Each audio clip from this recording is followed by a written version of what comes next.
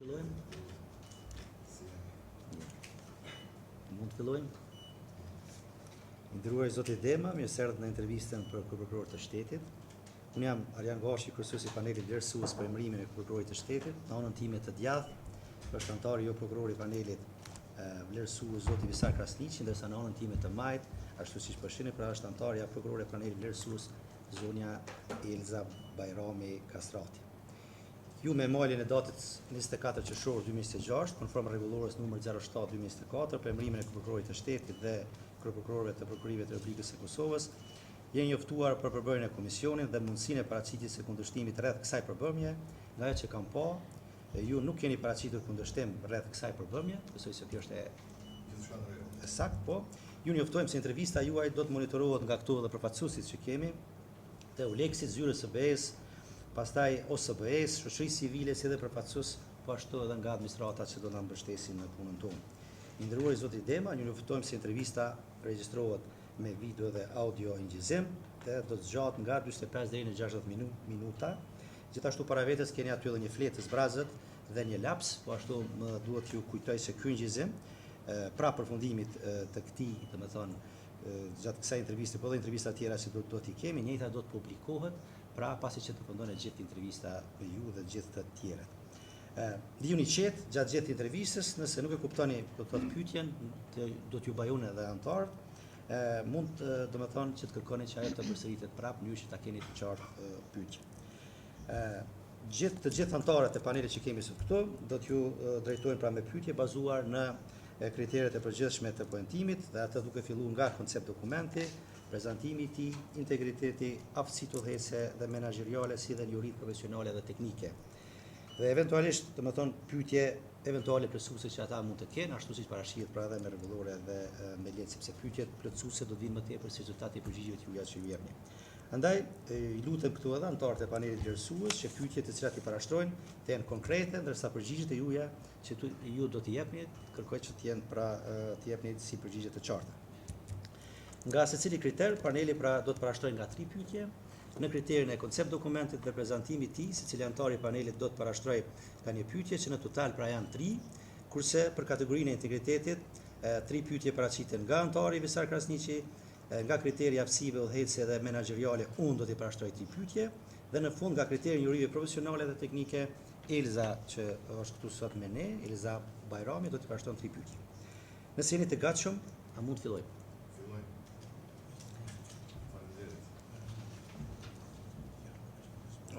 Përveç fletës që keni aty, pra mund t'ju sjell me fleta tjera të bardha, të zbrasta, sa herë që keni nevojë, pra mund t'ju sjellim fleta të tjera varësisht nga nevoja tuaj. Kohën e keni në menaxhimin tuaj, sepse do të zgjatë 45 deri në 60 minuta, kështu që varet nga ju se si do ta menaxhoni për secilën pjesë. Atëherë, nëse mund të fillojmë, unë po filloj me pyetjen e parë. A mund të prezantoni veten tuaj dhe të paraqitni motivin tuaj për të aplikuar në pozitën e prokurorit të shtetit? Po, shtyp aty, mëse unë du ta nal.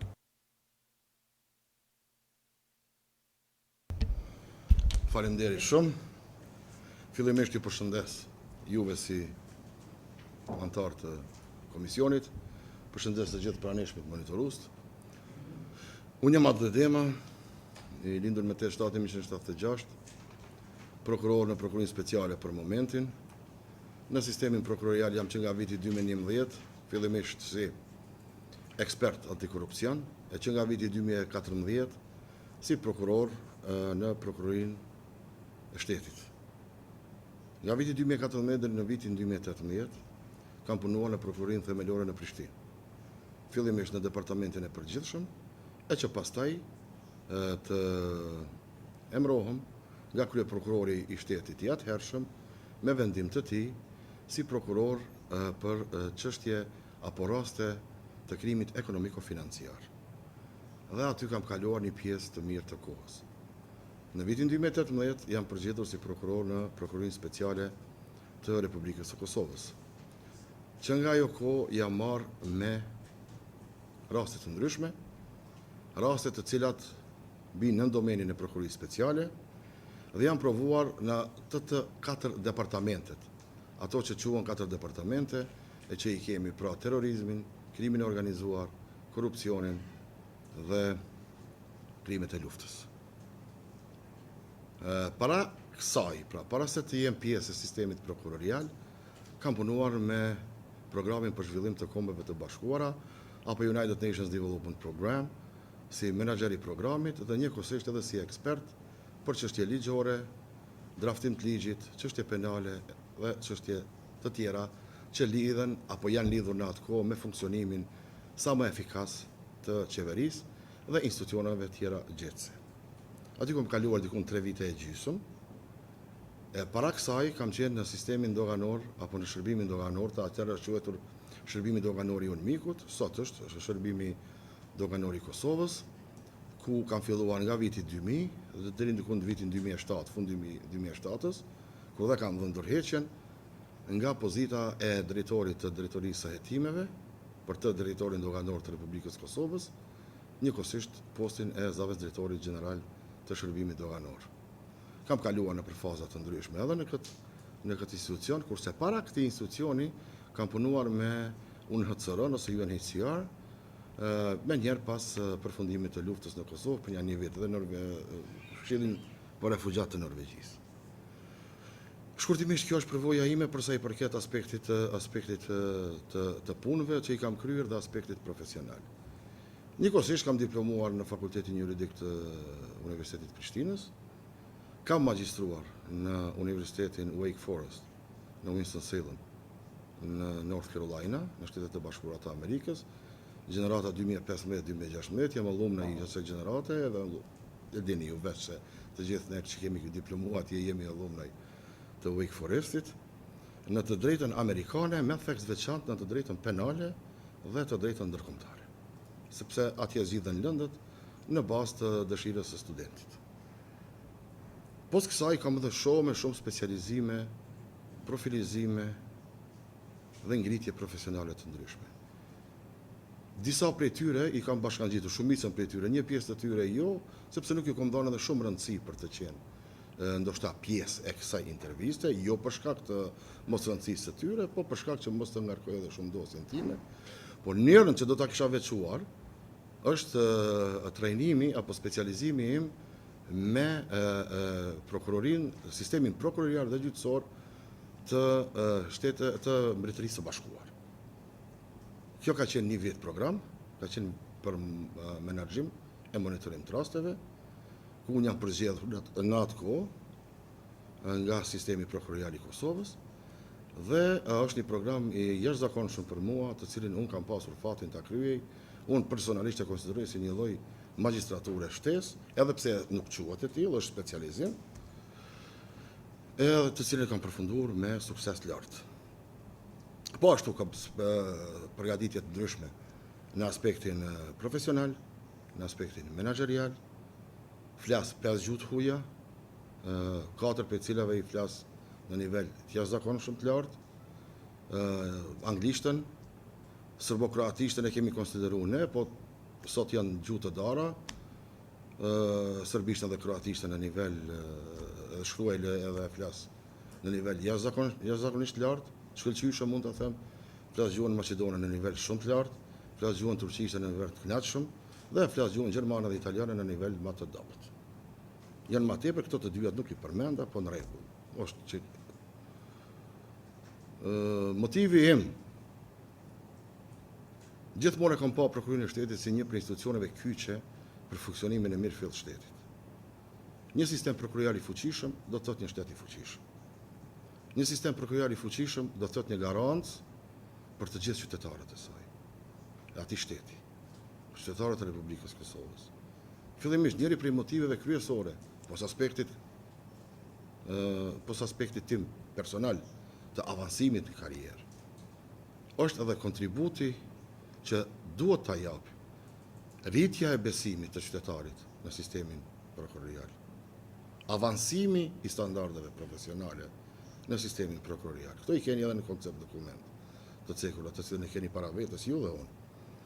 Garantimin e një sistemi prokurorial profesional, të paanshëm dhe me integritet. Unë do ta kisha dhënë këto 3 pika pse unë sot gjendem këtu para jush. Pse unë sot e marr këtë guxim, dal dhe të flas para jush. Keni parasysh, unë personalisht e kam analizu jashtëzakonisht shumë procesin para kandidimit tim këtu. Nuk është pozitë e lehtë. Është pozitë e cila me të vërtetë kërkon jashtëzakonisht qëndrim, korrektësi, profesionalizëm, integritet. Dhe gjatë tërë karrierës time, këto 4 komponente gjithmonë kanë rënë shprehje dhe si të tilla edhe janë treguar dhe vlerësuar nga ata të cilët është dashur dhe kanë pas kompetencë të më vlerësojnë. Besoj, po.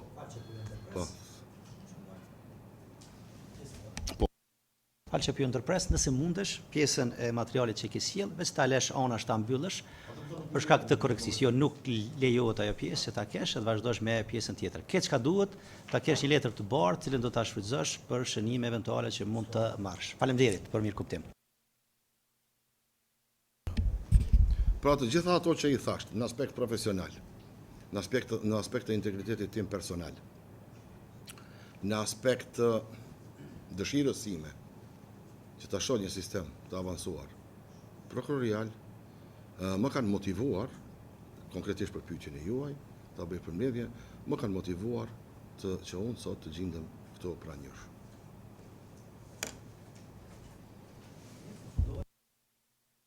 Mirë, faleminderit do të thotë për përgjigjen. Atëherë pyetjen e radhës rreth koncept dokumentit e bën kolegu Visar, që kemi sot këtu, urdhëro Visar. Faleminderit kryesues, suksese prokuror në intervistën tuaj. Pyetja ime ka të bëjë me atë se a mund të bëni një prezantim të shkurtër të koncept dokumentit në fokus objektivat kryesore për mandatin tuaj 7 vjeçar. Objektivat kryesore. Siç edhe e keni, pra koncept dokument. Fillimisht, para se të flas për mbajtjen e koncept dokumentit, dëshiroj të them që përsa i përket sasisë së saj, unë ja përmbajtur një standardin ndërkombëtar, e cila parashet që një koncept dokument duhet të jetë 10 deri në 15 faqe maksimum. Prandaj edhe nuk kam lëvizur nga ai standard, them profesional, ndërkombëtar, i cili kërkohet në institucione, qofshin ato të zbatimit ligjit, qofshin ato institucione akademike apo të tjera. Sepse, po që se ju ma jepni besimin, që mund të udhëheq prokurorin e shtetit, ky koncept dokument do të shndërrohet në dokument pune, i cili mund të ketë edhe 100 faqe. Siç e keni parë koncept dokumenti im bazohet në përgjithësi në gjëra të kapshme, të prekshme dhe të realizueshme. Fillimisht flas për motivin të cilën veç e thash. Çka më ka shtyë unë që ta aplikoj për këtë pozitë, besoj edhe për të u deklarova, megjithatë po e përsëris, që 3 komponentet kryesore të mijat, të cilat i përmban ky koncept dokument janë profesionalizmi, integriteti dhe zhvillimi i vazhdueshëm profesional i prokurorit shtetit. Po ashtu, një prej komponenteve kryesore, të cilën e përmban ky dokument, është edhe llogaridhënia dhe transparenca. Në aspekt, në raport me qytetarët, në raport me institucione tjera, në raport me media, në raport me shoqërinë civile dhe të gjithë ata të cilët kanë interes pozitiv për zhvillimin e prokurorit të shtetit. E keni parë në koncept dokument, përpos motivimit, përpos përvojës time, përpos arsyeve që më kanë shtyër e që më bëjnë të përshtatshëm për këtë pozitë, keni parë i kam bërë aty edhe disa pika i kam qitë te aspekti strategjik. Çka parashikoj unë? Në një kom parashiku forcimin e më të tjeshëm të pavarësisë dhe integritetit institucional. Nëpërmjet lehtësimit të punës së prokurorëve nga ana ime atë sa mundëm, vazhdimit të krijimit të kushteve të fuqishme për prokurorët, si dhe zbatimit të ligjshmërisë së plotë në vendimmarrje. Në dy kemi rritjen e efikasitetit dhe cilësisë së punës së prokurorëve. Në 3, ke luftimin e vazhdueshëm të dukurive negative apo të kriminalitetit të lartë dhe jo vetëm, por sidomos kriminalitetit të lartë, që nënkupton luftimin e krimit të organizuar, korrupsionit, krimeve të luftës, terrorizmit, si dhe të gjitha veprave penale tjera, të cilat ndikojnë direkt apo indirekt në mirëqenjen e qytetarëve të Republikës së Kosovës. Në 4 e keni llogaridhënien, transparencë. Llogaridhënia dhe transparenca janë një prej pikave kyçe në plan strategjik timin, në aspekt strategjik timin. Llogaridhënia jo vetëm para institucionit, por llogaridhënia para qytetarëve, llogaridhënia para mediave, llogaridhënia para shoqërisë civile, pra ata të cilët me të vërtet po e përsëris ka një interes pozitiv dhe kritika e tyre është pozitive në drejtim të zhvillimit dhe stabilitetit të prokurorit të shtetit. Nën 5 e kom qitë dhe digitalizimin dhe zhvillimin e vazhdueshëm profesional. Duhet hecim me kohën dhe të kapim hapat e kohës. Sot kemi për shembull ChatGPT, kemi inteligjencën artificiale, kemi shumë mënyra të ndryshme për të arritur një qëllim të dëshiruar, një qëllim të përbashkët për cilin ne dëshirojmë të ecim përpara. Duhet të ecim në aspekt kohor dhe digitalizimi duhet të jetë pjesë përbërëse e zhvillimit të prokurorisë, jo vetëm në aspekt të menaxhimit të lëndëve, por edhe në aspekt të zhvillimit të përgjithshëm profesional. Jo vetëm në ky aspekt kemi nevojë për zhvillim apo atë që quhet arsimimi i vazhdueshëm ligjor. Unë nuk do ta quaja për prokurorët arsimim i vazhdueshëm ligjor, do të thoja zhvillim i vazhdueshëm ligjor i prokurorëve, si dhe shumë rëndësi do t'i jepja edhe profilizimit të prokurorëve në fushat të caktuara. Në këtë drejtim, çfarë do të bëja në këtë drejtim? Këtë drejtim kemi nevojë për forcimin e më të tjeshëm të menaxhimit dhe zhvillimit të hetimit në fazat e hershme. Në fazat e hershme të hetimit duhet të jemi edhe më efikas që të shkojmë në aspekt të menaxhimit të hetimit. Në 2, në aspekt nacional, kohëve të fundit shumë shpesh përmenden GJITA, Joint Investigation Teams, apo ekipet e përbashkëta hetimore. Hetimet e përbashkëta hetimore në konceptin e saj të brendshëm nuk nënkuptojnë diçka brenda shtetit, sepse brenda shtetit vetë se nënkuptohet që çdo institucion dhe çdo qytetar është përgjegjës për të raportuar krimin një minutë më herët në prokurori. Dhe prokuroria e ka kompetencën ligjore që të udhëheqë hetimet. Por ekipet e përbashkëta hetimore vinë në shprehje sidomos në rastet ndërkombëtare, duke pas për bazë se krimi me karakter ndërkombëtar, multinacional, vjen çdo ditë më tepër në shprehje. Unë do të në këtë aspekt, ka aspekti i forcimit pra të edhe zhvillimit të prokurorisë, si dhe specializimit të prokurorëve dhe forcimit të prokurorëve hetimit, do të rekomandoja zhvillimin sa më të fuqishëm të ekipeve të përbashkëta hetimore, si dhe hetimin multidisiplinar.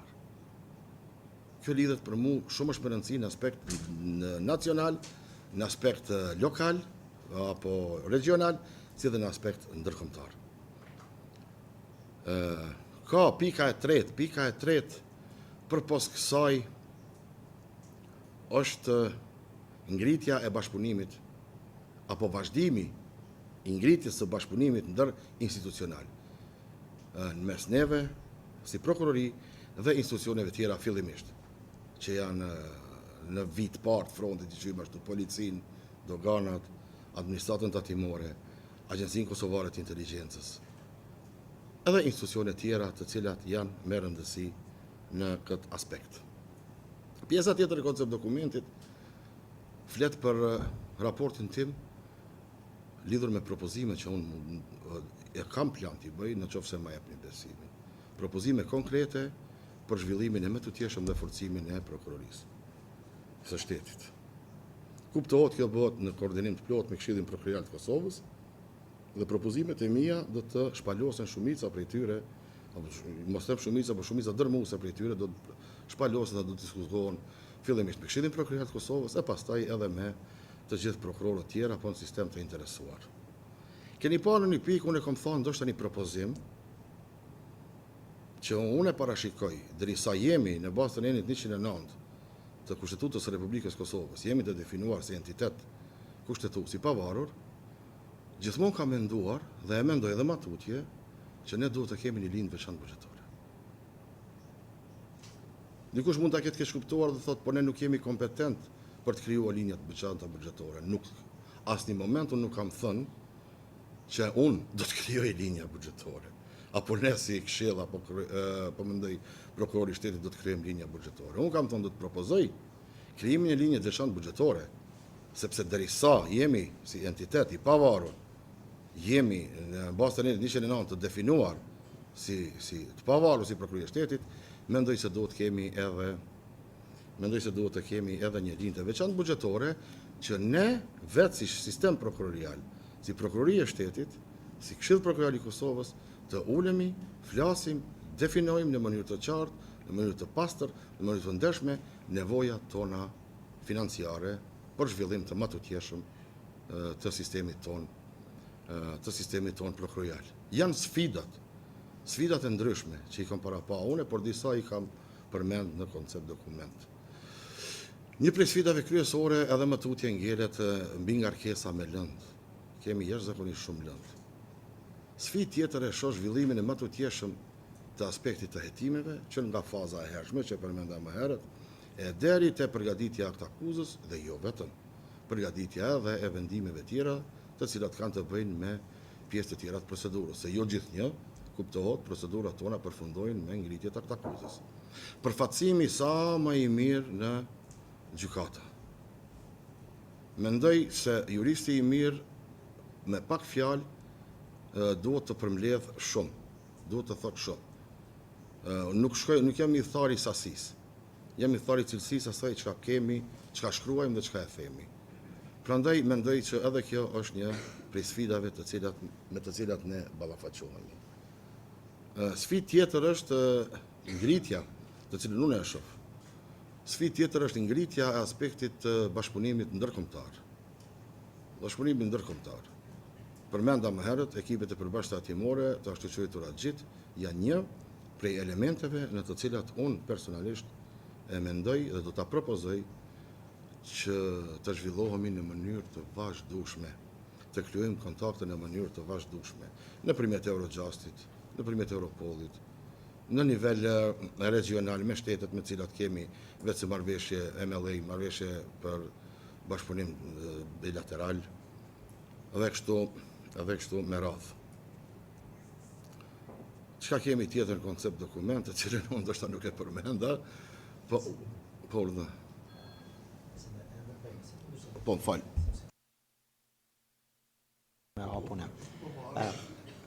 Vetëm t'ju përkujtoj, sepse keni konsumuar një pjesë bukur shumë të kohës, që të menaxhoni kohën për ju e kem, sepse intervista do të zgjat maksimum 60 minuta apo 1 orë. Prandaj e kam për ju që na lësh hapësirë pastaj edhe për pjesën tjetër të pyetjeve që do t'i bëjmë dhe përgjigjet të jep. Domethënë, këshilla ime është të koncentrohesh vetëm në pyetjet që ne e bëjmë, pastaj për pjesën tjetër do të flet kur t'i vijë radha tek pyetjet. Faleminderit Visar për pyetje. Tash pyetjen domethënë e fundit për këtë kategori ka Elza, urdhëroj Elza. Këtu çeket. Faleminderit kryesues, atëherë fillimisht suksese kandidatit.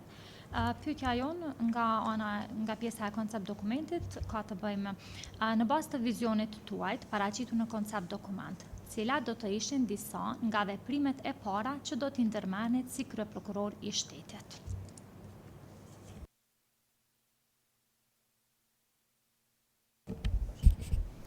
Faleminderit. Pyetja unë një pjesë vetë se direkt apo indirekt vetë ju përgjigja unë gjatë elaborimit të konceptuar, ashtu e kuptova unë e pyetje që më bëni elaborim të përgjithshëm, prandaj edhe ndoshta mora pak më tepër kohë, po gjithsesi këto që i përmenda pra pak më herët, zhvillimin e më të tjeshëm profesional të kolegëve të mi, prokurorëve. Rritjen e pavarësisë më të tjeshme në aspekt financiar dhe jo vetëm. Forcimin e bashkëpunimit ndërkombëtar me partnerët tanë fillimisht, si dhe me shtetet regionale dhe më gjerë.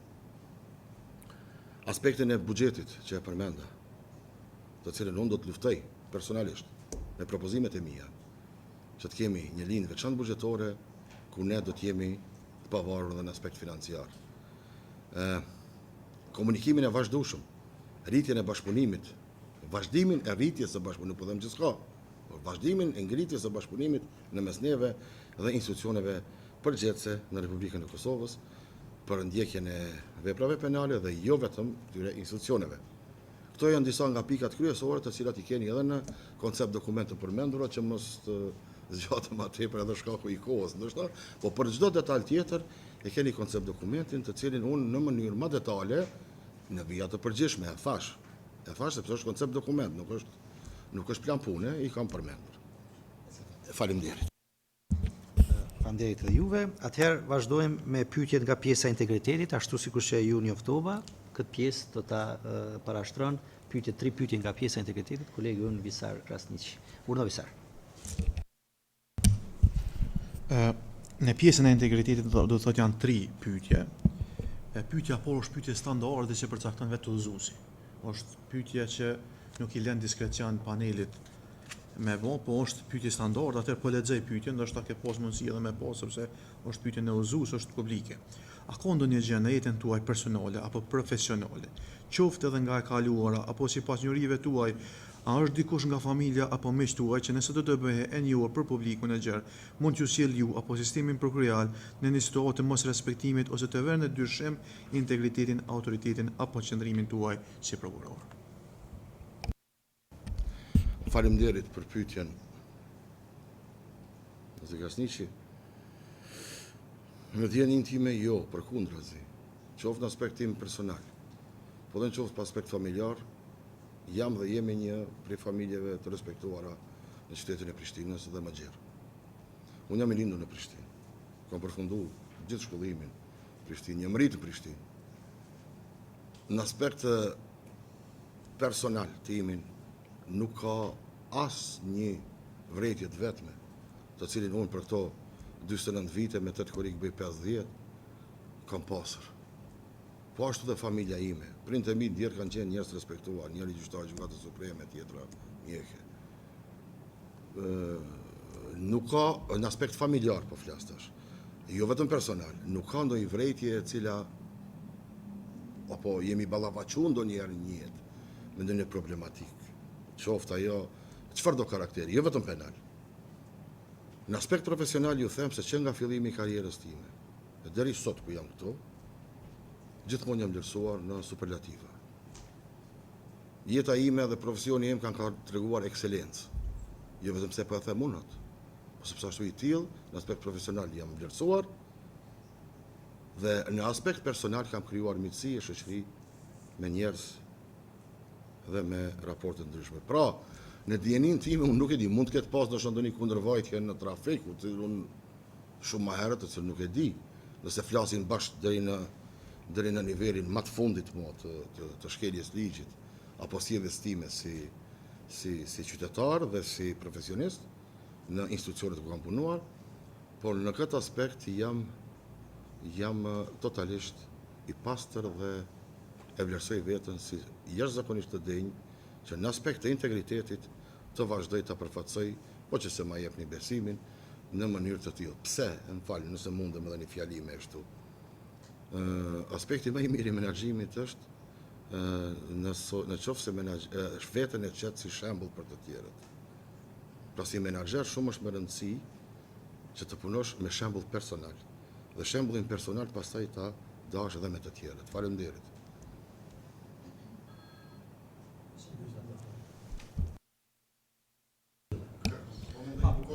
S'ka problem. Pyetja e dytë, cilat I konsideroni rreziqet kryesore që cenojnë integritetin e sistemit prokurorial në Kosovë? Dhe cilat sipas jush janë dobësitë aktuale të mekanizma për parandalimin e kësaj çështje dhe adresimin e tyre? Nëse ka nevojë ta lexoj edhe një herë pyetjen. E ki rreziqet, pastaj mekanizmat, pastaj adresimi I tyre.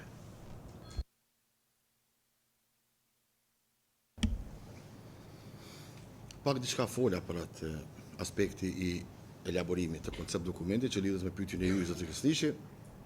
Megjithatë kishte rreziqet ashtu. Rreziqet janë aspekti ndërhyrjeve ekonomike, personale. Shpesh herë mund të jenë edhe me karakter politik.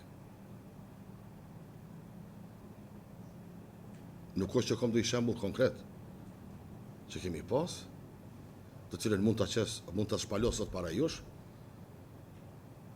dhe edhe nuk më kujtohet në jetë dhe nëse ka qenë, po unë këto i shoh si 3 komponente kryesore: aspekti ekonomik, interesi ekonomik personal, interesi personal për çështje tjera, jo vetëm ekonomik, mund të pas dhe interesa tjera, si dhe ndërhyrjet politike. Kur them ndërhyrjet politike, e kam fjalën nga të gjitha aspektet politike të cilat mund të ndërhyjnë. Aspekti ekonomik lidhet me çështje të ndryshme interesi material, fillimisht, parimisht. Qoftë krimi organizuar, qoftë metodologjia tjera, qoftë mënyra tjera të cilat përdoren që prokurori më ardhi të një vendim i cili do të ishte i padëshiruar për drejtësinë, të drejtën dhe sistemin penal. E po ashtu edhe për prokurorin e shtetit. Aspekti personal lidhet me interesat ndryshme, të cilat nuk kanë vetëm karakter ekonomik. Mund të kenë karaktere të ndryshme, të cilat mund të kemi familjar, mund të kemi miq, mund të kemi shoqëri, mund të kemi ku diun, rreth ma gjërë, të cilat do të ndikonin në një vendimarrje të mirëfillt dhe të drejtë në bazë të provave dhe fakteve. Treti është aspekti politik që e përmenda unë. Aspekti politik, jo vetëm dikush mund ta merr vetëm qeveria, nuk po flas vetëm aspektin qeverisë, po flas aspekt politik të gjitha partitë, të gjitha interesat politike, të gjitha grupimet politike, të cilat për interesat veçanta të caktuara mund të ndërhyjnë në sistemin prokurorial. Përsëri, asnjë në këtyre 3 kategorive nuk po them që ka pas ndërhyrje direkte deri sot, po unë po i shoh gjithmonë si shumë fragjile ndonjëherë. Tjetra, cila ishte pyetja tjetër, nëse mundesh edhe një zë? Cila ishte? Adresimi i tyre, po. Si kryeprokuror, po, ashtu. Si kryeprokuror kuptohet adresimin e tyre do ta bëjnë në bazë të fakteve, provave, ligjeve. Çdo tendencë, çdo informacion i cili flet për një çështje të këtillë, një tendencë të këtillë, duhet fillimisht të argumentohet me prova dhe fakte. Por që se bindemi për ato prova dhe fakte, fillimisht do të diskutohet me Këshillin Prokurorial, me të gjithë edhe kuptohet me stafin tim, këshilltarët e mi, kryeprokurorët, prokurorët, po fillimisht me Këshillin Prokurorial do të diskutonim, do të bisedonim, do të shifnim cila është e vërteta nga gjitha këto që fliten. E pastaj për të adresuar në institucione tjera ndihmëse, të cilat do të na ndihmonin në një hetim të mirëfillt dhe në një vendimarrje të drejtë, të cilën ne do të duhet ta vazhdonim këtë punë. Pra adresimi kryesor është brenda sistemit, duke përmendur në një Këshillin Prokurorial të Kosovës dhe pastaj strukturën hierarkike vertikale për sa i përket përbërjes së prokurorit të shtetit. Për më tepër përsëri e keni në koncept. Faleminderit shumë. Edhe pyetja e fundit nga kjo pjesë është nga provuja juaj, çfarë mendoni ku qëndron dallimi ndërmjet respektimit formal të ligjit dhe veprimit në përputhje me standardet e integritetit personal? Prokurorial, Përlexoj edhe një herë, nga provuja juaj, çfarë mendoni ku qëndron dallimi ndërmjet respektimit formal të ligjit dhe veprimit në përputhje me standardet e integritetit prokurorial? Dhe mund si është një shembull praktik më ndallon.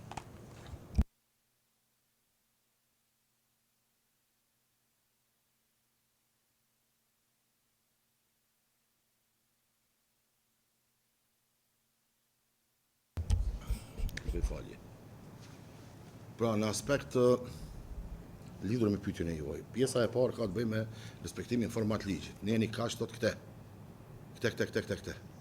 Pa hyrë në detaje më tepër. Pjesa e dytë flet për një praktikë të krijuar në sistemin prokurorial. Ai është ashtu si pjesa e dytë në standardit, edhe një standardi të krijuar në bazë të asaj praktike. Gjithmonë praktika duhet të jetë në përputhshmëri me ligjin. Ne krijojmë një praktikë e cila nuk lidhet me aspektin formal ligjor, me aspektin material që e parashë ligji. Pra praktika krijohet në bazë të standardeve, në bazë të ligjit, kërkoj falje. Kemi raste konkrete të cilën unë mund ta përmend është rastin Nikuma. Për momentin ndjenin time për sot është rasti i cili ka përfunduar me aktgjykim të formës prerë, dhe për momentin e kemi vlerën më të lartë të konfiskimit, diku ndoshta mbi 1 milion euro. Ka të bëjë me pasim parave dhe me cybercrime, krime kibernetike. Po, ligji e parashë aspektin formal, se çka është krimi kibernetik, se si duhet veprohet në aspekt formal. Po në aspekt standardit të krijuar, kemi përdor përpos aspektit ligjor që vepra penale që kemi shkuar, në aspekt të hetimit, zhvillimit të hetimeve. Kemi krijuar dhe standard hetimor të krijuar jo vetëm në rajon, por e kemi marrë standardin e hetimit edhe nga shtetet tjera. Po. Një çështje, në sy të politikut, diçka mund të duket si jo ligjore. Po. Po në fakt nuk është jo ligjore. Çka është ajo? Unë e kom përmend këtë. Në perceptim, ne duhet veprojmë gjithmonë në aspekt ligjor. Ne duhet jemi të bindur që jemi të vepru drejt. E keni në koncept dokument, unë kom thonë shpesher jam ballafaqur në jetën time, karrierën time, kom përmend. Edhe me vendime të cilat nuk kanë qenë shumë popullore në publik, ndoshta. Në perceptimin e parë, shiqimin e parë. Por ne gjithmonë duhet jemi të vetëdijshëm që të veprojmë drejt në bazë të aspektit formal ligjor, dispozitave ligjore, dhe pastaj në qoftë se ka dyshime, qoftë nga qytetarët, qoftë nga rrethi më i gjerë i asaj që e përmenda më herët për asaj përket transparencës dhe komunikimit, të shpjegojmë se përse kemi ardhur deri te ato vendime. Pra, më e rëndësi për mua është, ndoshta nuk është popullor, atë lidhur me pyetjen e juaj, po gjithmonë unë jam dhe ngjelem 100% prej asaj që ne fillimisht dhe jo fillimisht, po thjesht ne duhet veprojmë vetëm në bazë të dispozitave ligjore. Ashtu që është parashifet me ligj, ashtu të vendosim dhe në atë formë të marrim vendimarrjen. Nëse është kjo përgjigja lidhur me pyetjen e juaj. Nëse kam kuptuar drejt. Mirë, atëherë, zotri Dema, veç po të njoftoj që na kanë mbetur 2 pjesë, 3 do t'i kem unë 3 pyetje, 3 pastaj do t'i ketë kolegja Elis që është këtu, që i bin gjithsej 6, edhe për këto 6 pyetje keni prapërsisht janë 24 minuta në dispozicion që ju kanë ngel, nga koha e përgjithshme që ishte dedikuar për ju. Vazhdojmë tani me pyetjet nga pjesa aftësive udhëhecëse dhe menaxheriale, cilat do t'i parashtroj unë. Dhe pyetja e parë për këtë pjesë është: nëse zgjidhni kryeprokuror i shtetit, cilat do të jenë 3 prioritetet tuaja kryesore gjatë vitit të parë të mandatit dhe si do ta matni suksesin e tyre? E keni qartë pyetjen? Vazhdoni, përgjigje. Pyetja ishte për vitin e parë, ashtu?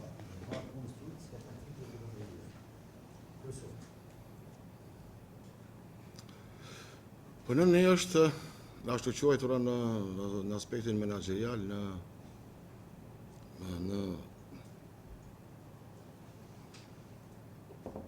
shkencën menaxheriale, nëse mund ta quaj shkencë. Është ashtu quajtura inventarizim. Çfarë kuptoj me inventarizim? Është ashtu quajtura inventarizim. Inventarizim pra sistemimin e duhur të secilit burim, qoftë njerëzor, qoftë kapacitete të tjera në vend të duhur. Kjo është tendenca ime e parë, përsa i përket propozimeve të mia dhe drejtave të mia që i kam. Pra, duhet të dihet në mënyrë të qartë kush me çka mirët. Si do të vazhdohet tutje? Çfarë kulture e punës do të krijohet, do të vazhdon apo do të plotësohet? Kjo është pika e parë e imja. E dyta është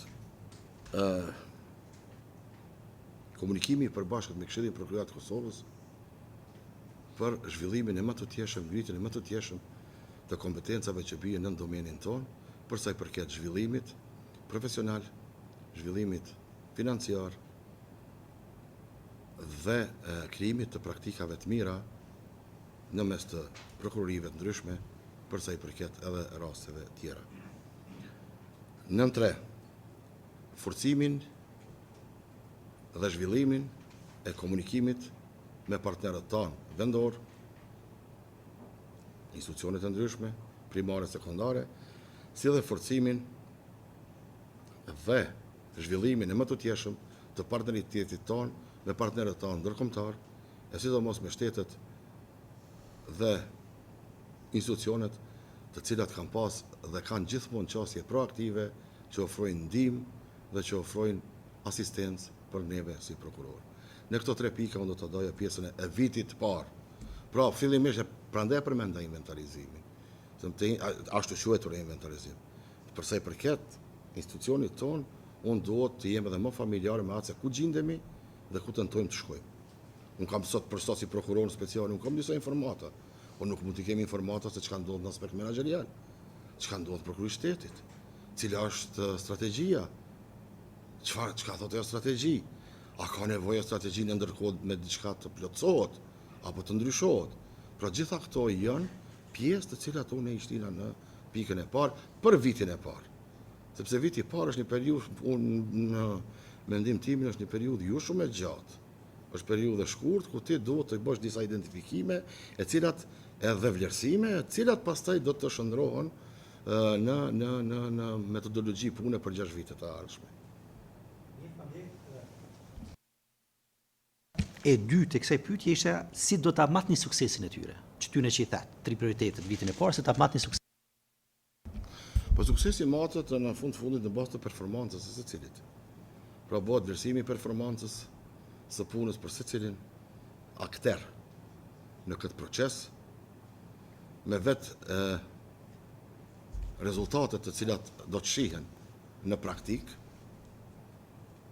me vetë vlerësimet që do të bëhen nga partnerët vendorë ndërkombëtar, me vetë vlerësimet përsa i përket vetë vlerësimit tonë, me vetë vlerësimet të cilat do të jipen nga shoqëria civile, nga mediat, nga qytetarët, pra ngritja e besimit të qytetarëve për mu, edhe jo vetëm qytetarëve të Kosovës, por edhe institucioneve tjera, qofshin ato qeveritare, jo qeveritare apo mediat, do të jetë një prej pikave kryesore të cilat do të miren në aspektin e pyetjes suaj.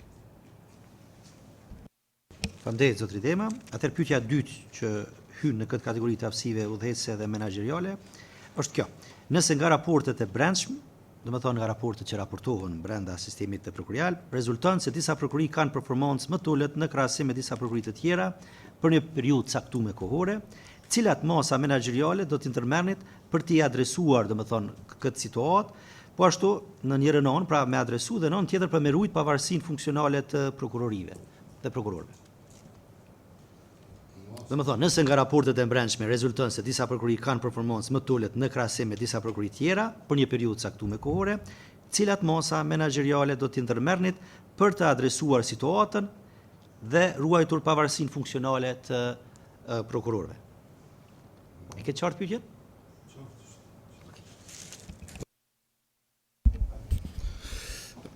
Fillimisht do të bëhet identifikimi. Kemi një raport shembull, po imagjinojmë një situatë, një X prokurori, këtë vit ka treguar një performancë më dobët se sa që ka treguar viteve të kaluara, apo edhe në raport me prokurorit tjerë. Fillimisht për mua është më rëndësishme si kryeprokuror të identifikoj pse erdhi deri te ky rezultat. Çka ndikoi? Cila është arsyeja? Ndoshta nuk është fjala vetëm për performancë të dobët të prokurorisë. Ndoshta bëhet fjalë për mbi ngarkesë me raste, numër të vogël prokurorëve. Raste të cilat kërkojnë studim më të avancuar. Hetime edhe më të thella. Pra fillimisht është identifikimi. Çka sjelli deri te ky rezultat? Në qoftë se si rezultat, supozojmë, që ka aspekti profesional, që ka performanca e prokurorëve, atëherë do të bëhet identifikimi i dytë. A kemi nevojë për trajnime, shtesë profesionale? A kemi nevojë për ndonjë ndryshim në aspekt asaj që quhet menaxhim i zyrës, së veçantë prokuroriale? Cilat janë vlerësimet që janë bërë për prokurorët e caktuar? Cilat janë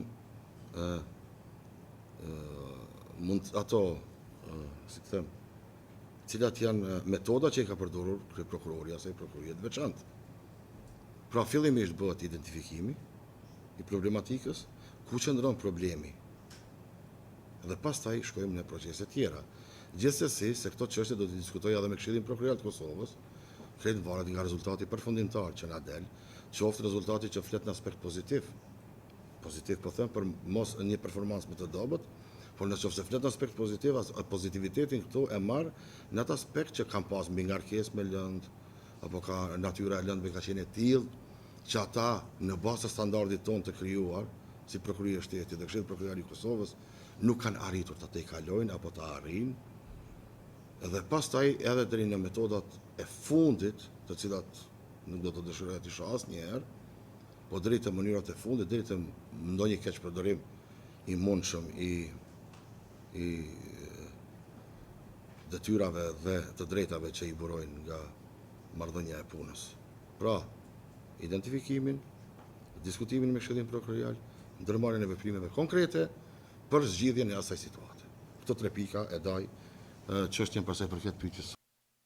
Faleminderit zotri Dema, po ju kujtoj që ju kanë mbeti kun edhe rreth 15 minuta kohë dhe dhe keni edhe 4 pyetje. Një, unë do ta kem fundin nga kjo kategori dhe 3 pastaj do të vazhdon Elza.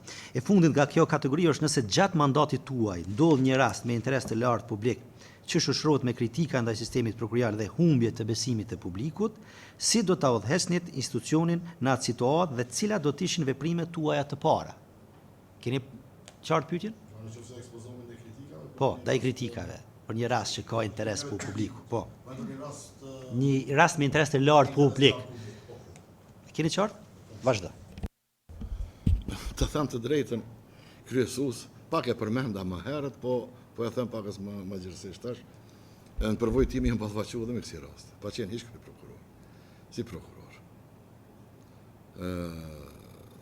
Është me të vërtet një pozitë pa lakmueshme, sidomos për prokurorin, nëse për një rast me interes lart publik, marrim kritika nga publiku, nga qytetarët dhe nga publiku i gjerë. Gjithsesi, edhe këtu duhet në një të shkohet të flitet, mendoj, të bëhet një evaluim i plot i atij rasti. Çka ka sjell deri te ajo kritikë? Kritika do t'i merrja shumë serioze dhe veprimi do të ishte super i shpejt. Të identifikojmë fillimisht se çka, pse dhe si erdhi deri te ajo kritikë. Çka ndikoi? Pse interesi i publikut është aq i lartë për një rast dhe pos interesit, përse ekziston kritika kaq e lartë për sistemin prokurorial apo për prokurorin e shtetit. Fillimisht identifikimi. Në 2, komunikimi i sinqert dhe i drejtë. Nëpërmjet zyrës së komunikimit, të cilën planifikoj edhe matutje ta forcoj dhe avancoj, nëse më jepni besimin, dhe të flitet ajo siç është. Në 3, veprimet e mundshme të cilat mund të ndërmiren në aspekt të zbardhjes, ta quajmë thojza, të këtij rasti për të gjithë palët e interesuara dhe qytetarët e Republikës. 4. Çka solli deri te ai rezultat? Pse erdhëm deri te ky përfundim? A është me të vërtetë ajo kritikë e jashtme e qëndrueshme, apo bazohet në shpekullime apo ku e diun? Interesi im primar si kryeprokuror është mbrojtja e integritetit të prokurorit. Unë për atë pozicion, për atë punë jam aty. Mbrojtja e integritetit të prokurorit deri në fund. Dhe gjithmonë duhet ta kemi parasysh edhe institutin e dorëheqjes, se nuk mund të themi sot që një prokuror 2-3 gabuan dhe nuk pas ka përgjegjësi kryeprokurori i shtetit. Direkt apo indirekt në një moment do të lidhet, edhe mund të lidhet.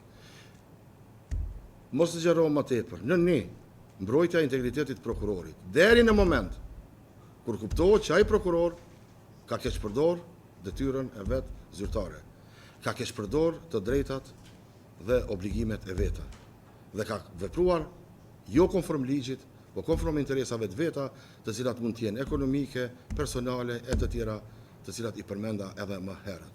Pra, përgjigjja e plotë në këtë është, kështu siç e thash i kryesuesi i nderuar, fillimisht identifikimi i plotë i rastit, pastaj komunikimi i sinqert me palët e interesuara dhe me gjithë publikun, dhe në fund zgjedhja e rastit në mënyrë të drejtë. Gjithsesi, në këtë rast është e pamundshme të anashkalohet Këshilli Prokuror i Kosovës dhe prokuroria konkrete për të cilën flitet apo ashtu siç e thatë ju, mund të ketë një kritikë për një rast me rëndësi të veçantë. Zotri Dema, tani pa humbur kohë, po vazhdojmë me pyetjet nga pjesa njëri profesionale dhe teknike, fjalën e ka Elza. Urdhë Elza. Kryesues, faleminderit. Atëherë pyetja e parë.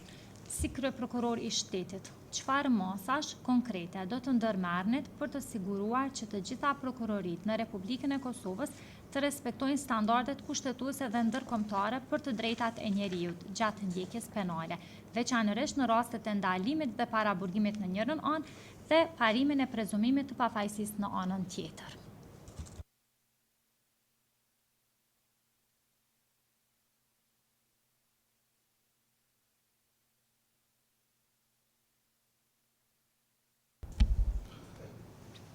Prezumimi pa fajësisë, ajo është pika kryesore në çdo hetim të cilën unë e kam dhe zbatoj edhe sot e kësaj ditë si prokuror dhe do të shkoja edhe në aspekt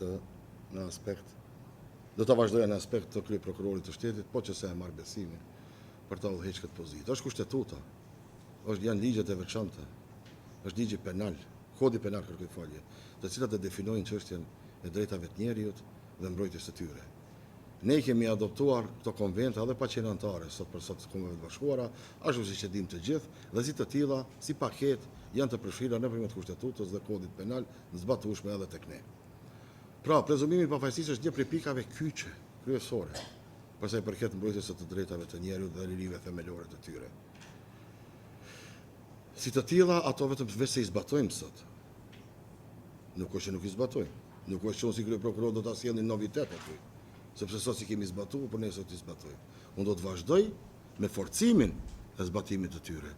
Me kërkesat e mia, fillimisht për kryeprokurorët dhe për të gjithë prokurorët e tjerë, që në aspekt pa kompromis të respektojnë këto konventa ndërkombëtare, si dhe ligjet vendore dhe Kushtetutën e Republikës Kosovës.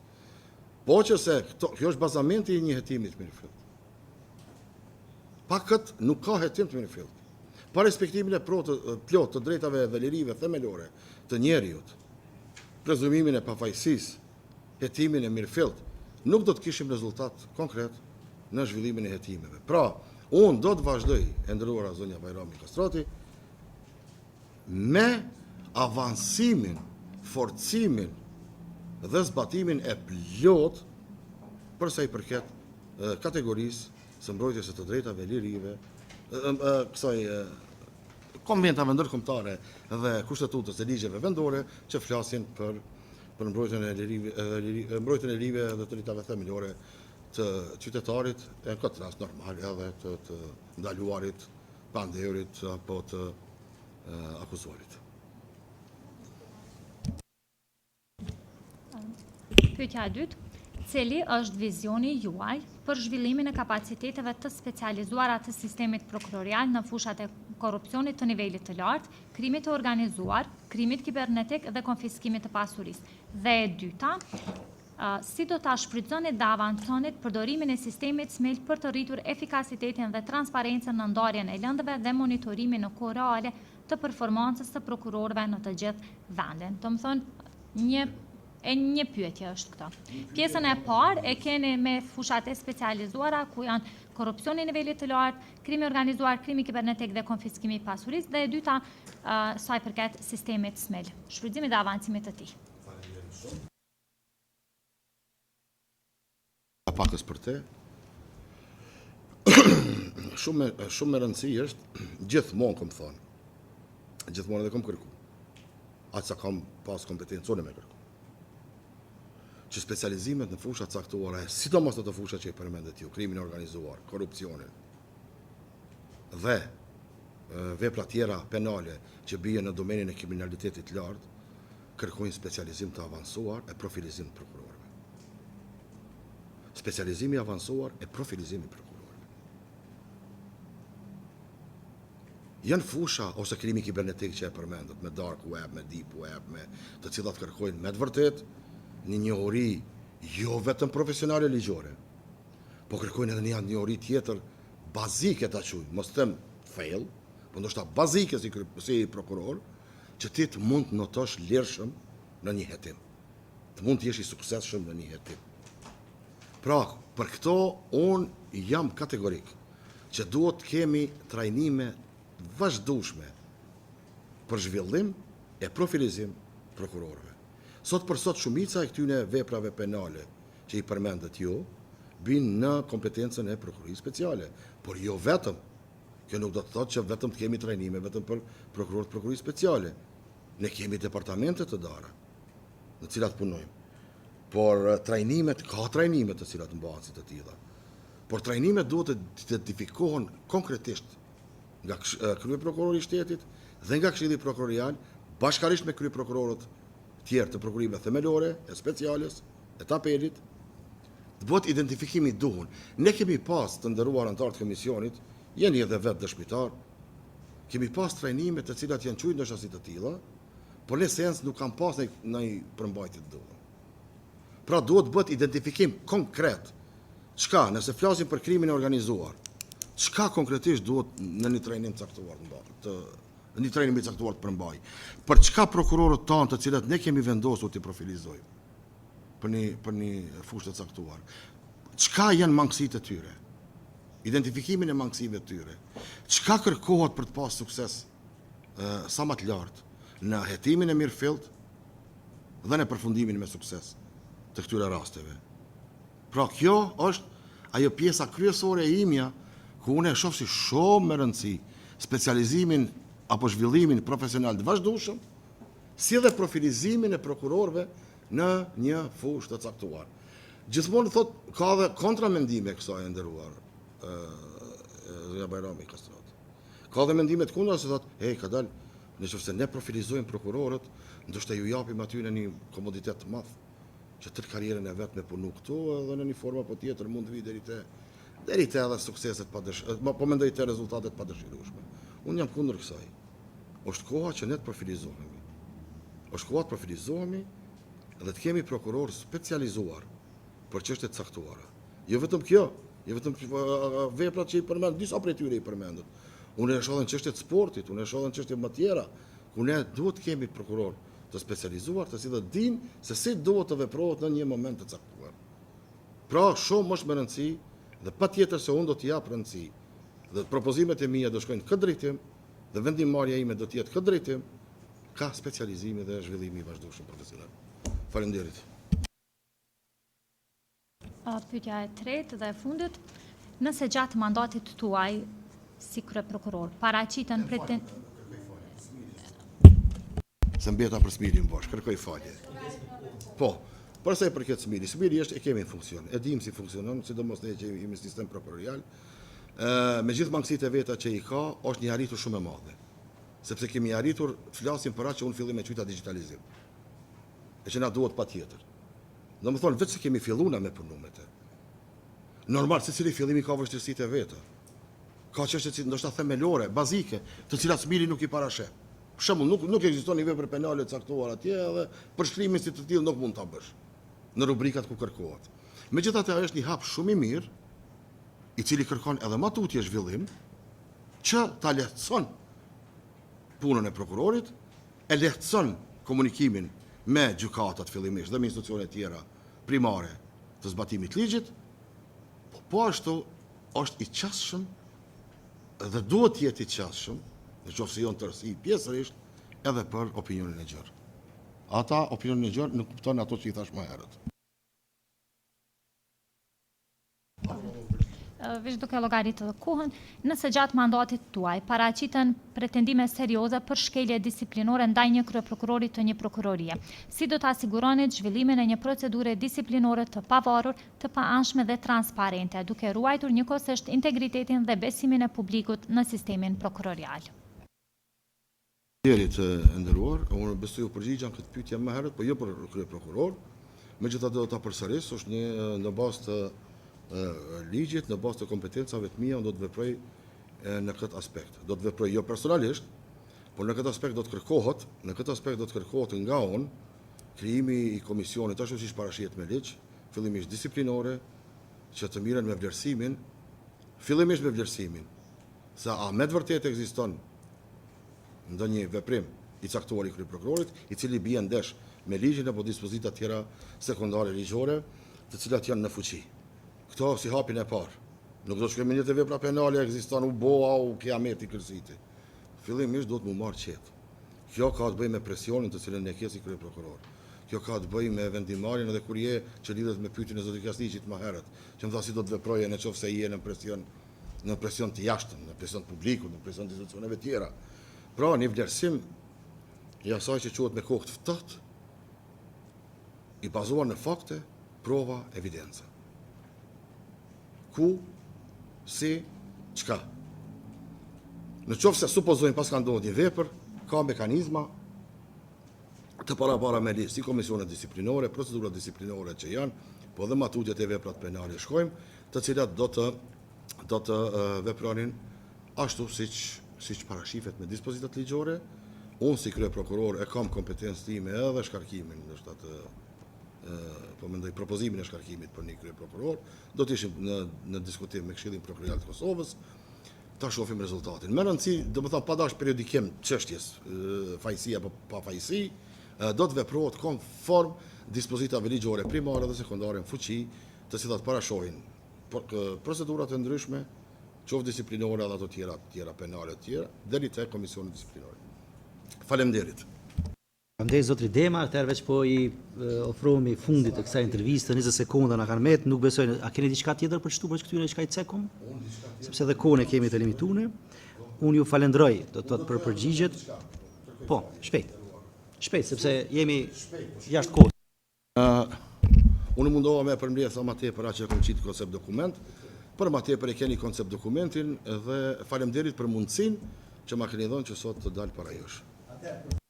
Për fund, rekomandoni që pyetjet që ju janë parashtruar mos t'i komentoni me tjerët, sepse mund ta dëmtoni konkurrencën tuaj. Unë ju falenderoj që jeshit, tani më jeni lirë. Faleminderit. Faleminderit edhe juve shumë.